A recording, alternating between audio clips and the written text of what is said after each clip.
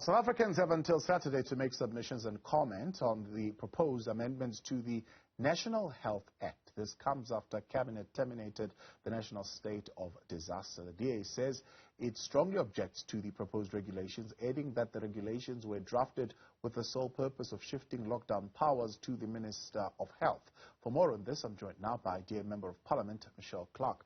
Michéle, good evening. Good to have you tonight on In Focus. So we had the Minister in the Presidency talking to us yesterday, and we asked the question, what would be done now to expedite a recovery of the economy now that the state of national disaster has been lifted? He says, well, come the 15th, things will go back to normal, as they were. Is that true? Good evening, and thank you for having me on your show, and also good evening to your listeners. So there are several things that we're really concerned about in terms of these proposed amendments to the Act. Firstly, because it's just an amendment to the Act and seen as subordinate legislation, this also has an effect that Parliament has no oversight in terms of these amendments, and the Health Committee itself has no oversight in terms of these proposed amendments. I wrote to the chairperson, Dr. Kenneth Jacobs, raising my concerns around this, and also to the minister, and they have now advised us that they will be having an urgent meeting with us tomorrow morning, because it's critical that we give our input in terms of these regulations. So we believe that these regulations are a complete threat to the citizens' constitutional rights, our freedoms and liberties, because in terms of the medical notifiable diseases, we are very concerned that the same regulations that they are inserting into the proposed amendments would cover all of these aspects. And we feel that, if you suffer from a notifiable medical disease like hypertension, like a hepatitis, for instance, you should not be classified under the same regulations as what the COVID virus would require. So the regulations are designed to cover all notifiable medical diseases, and that's a problem. And in terms of that, patients that test positive, it's more worrying, and more worrying even if you are suspicious to be positive, you have to subject yourself to medical treatments, examination and tests, which becomes mandatory, and the government then can enforce you to be under restrictions in terms of quarantine.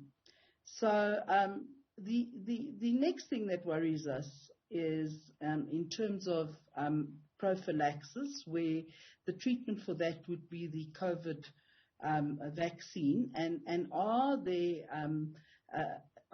they going to enforce mandatory vaccines in terms of this aspect? Because I've asked the minister, would you agree that the president has said that South Africans would not force to have vaccines because it should be your constitutional right to do so. So that worries us from that perspective. And then also, if you look at Professor Mahdi, who's in charge of the vaccinology department of WITS, I mean, scientists and Professor Mahdi saying that 73% of South Africans have already been in contact with the COVID virus and have developed some sort of immunity towards COVID. And I mean, we just look at these stats at the moment. I mean, the stats are a lot lower to what we had in the beginning. And we're just wondering whether these regulations were actually drafted when we were in the first phase of COVID, where we faced, huge amounts of deaths and infections. Yeah. Let's zoom in on that one of mandatory vaccines. I'm sure you would have heard this. Deputy President David Mabuza saying we think that mandatory vaccines, that would be crossing the red line. All we can do is encourage our people to go and get vaccinated. Is that not enough assurance? That statement made by the Deputy President in the Houses of Parliament? Yeah, just to discuss that, I was the one that asked the Deputy President in terms of mandatory vaccines. But if you read these regulations that they are trying to impose on South Africans, it is very worrying because, in terms of these regulations that they've put in place, they say that you must subject yourself to prophylaxis, and the only treatment towards that for COVID is the vaccine. So, the regulation, the way it's been crafted, is very worrying.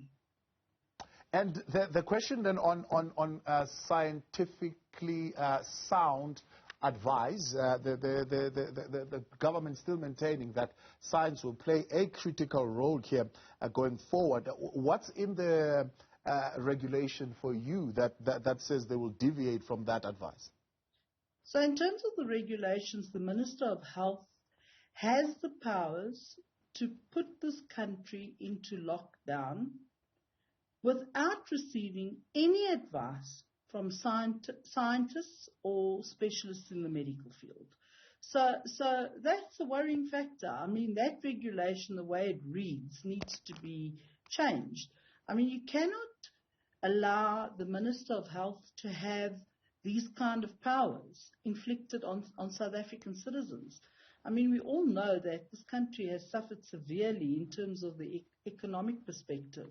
Businesses closing down, people losing their livelihoods. And if we look at the rest of the world, I mean, the rest of the world are really taking the position that they must live with the virus because, we're not going to see the relief of this virus in the near future, and so we are really worried about the way the regulation has been crafted, giving the Minister of Health these kind of powers. Yeah. Given what you just mentioned now, Michéle, in the beginning, that you're saying these amendments, in a sense, actually would not fall under the oversight of Parliament, is it a foregone conclusion then, therefore, that come Saturday and the time for comments expires, these amendments will just be put in place? Well, this is the reason why I wrote to the chairperson of the committee insisting that we have a meeting with the minister before the time period of the objections expires. So that was several days ago, and they have now called a meeting tomorrow morning between 9 and 11 for us to discuss these regulations. But I must also highlight that I'm extremely concerned that I've received a number of complaints from residents saying that they've sent their objections in and it's been deleted without being read. I have also written to the minister this afternoon in terms of this matter, because if the public participation is flawed, then we would need an urgent audit in terms of the public participation. He has sent me a letter back about an hour ago, and he's asked me to send him some examples, which I have got, and will be sending that through to him, because this is a very worrying factor. We can't have a public participation process that is completely flawed. I mean, we would want an audit in terms of this participation. And if there was a glitch in the systems, we need to then lengthen this period of objections. Yeah.